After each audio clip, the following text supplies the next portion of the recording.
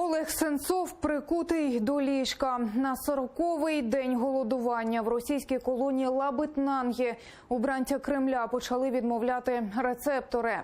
Про це повідомила український омбудсмен Людмила Денісова після розмови з адвокатом Олега Дмитром Діндзе. Той сьогодні знову відвідав Сенцова у колонії. Каже, він дуже блідий, мало рухається і майже не встає з ліжка.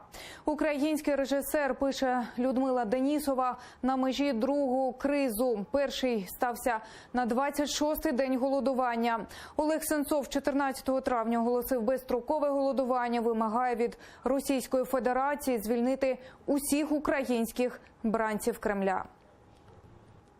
Я переговорила сегодня опять с Дмитрием, адвокатом Олега Сенцова, когда он вышел, он сегодня был снова у Олега, и сказал, что состояние, безусловно, не улучшилось, очень бледный, лежит, не встает и никуда не ходит.